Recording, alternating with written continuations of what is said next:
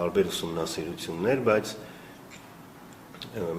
մենք էլ ենք հասկանում, որ իհարկե գործնականում կան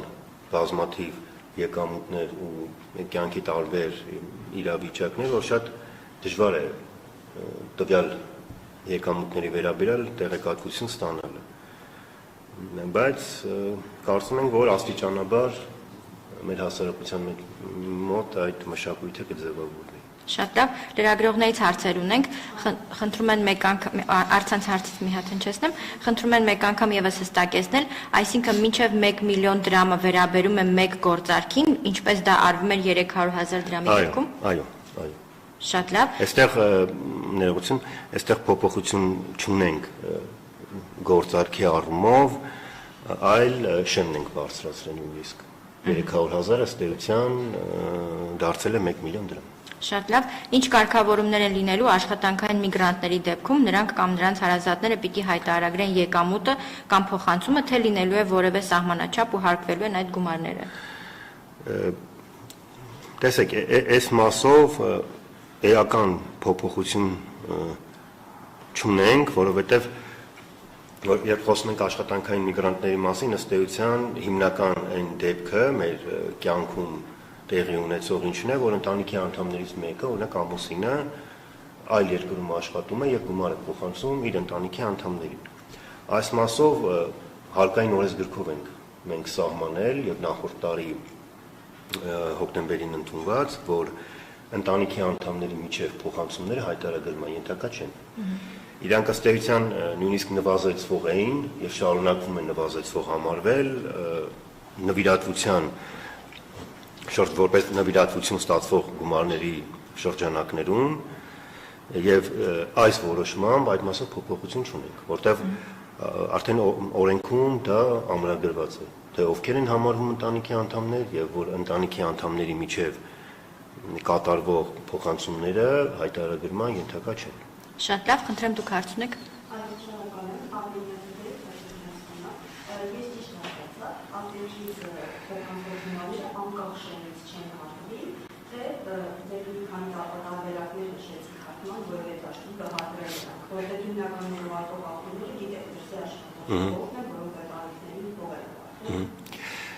Այստեղ կարևոր է հասկանալ գումար փոխանցողը ով է, եթե ընտանիքի անդամ է, ինչպես նշեցի, այո, ինքը մի կողմից չհարկվող եկամուտ է, այսինքն ընտանիքի անդամը տեղափոխվել է այլ կամ, չգիտեմ, մեկի տղան աշխատում է դրսում, մյուսի քույրը, որդին, եթե ընտանիքի անդամ է, տվյալ անձը եւ փոխանցումը կատարում է իր ընտանիքի անդամին,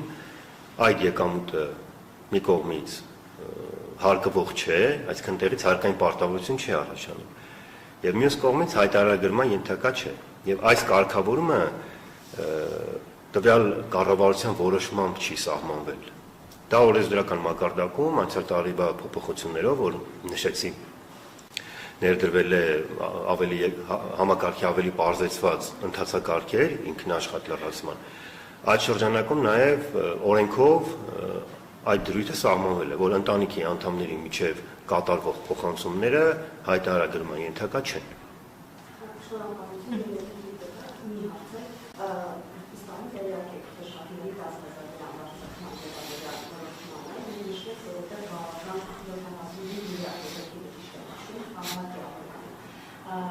Մի կողմից այս թոշակավորներին, այսպես ասեմ, ուրախացնում են դրանով, բայց մյուս կողմից նոր հարկային պարտավորություն է ավելանում քաղաքացիների որոշումների վրա։ Այս կապված է դրանից չէ, երբ տրամաբանությունը շարունակենք, եթե այդ 75 միլիարդ դրամը թոշակների ավելացման ամենանայր բյուջեում, բյուջեի որ մասից է աշխատվել։ Երկրորդ հարցին ճիշտ ասած ես չեմ կարող պատասխանել, իմ լիազորությունների շրջանակից դուրս է, բայց թոշակների չափը եւ հայտարարման համակարգը իրար փոխկապակցված չեն։ Ես ուղղակի կնշեմ, որ համակարգի շրջանակներում թոշակները, ինչպես նշեցի, իրենք եկամուտ են, բայց չհարկվող եկամուտ են նվազեցվող։ Եվ իրենք պետք է արտացոլվեն հայտարարում։ Բայց այստեղ ներդրվում են ինքնաշխատ համակարգեր, որպեսզի կենսաթոշակառուն մուտք չգործի եւ իր թոշակը լրացնի հայտարարագրում, այլ ինքնաշխատ եղանակով համապատասխան մարմիններից պետական եկամուտների կոմիտեն կստանա տեղեկատվություն եւ հայտարարագիրը կլրացնի։ Եվ եթե կենսաթոշակառուն հայտարարագրում այլ տեղեկատվություն լրացնելու անհրաժեշտություն չունի, օրինակ գործնականից փորձեմ օրինակ բերել, որը ձեր բնակարանը վարձակալությամբ տրամադրել կամ այնպիսի գործարքի արե, որից հարկային պարտավորություններ են առաջանում, այստեղ կենսաթոշակառուն ինչպես մնացած քաղաքացիները, որովհետեւ անհրաժեշտություն չունի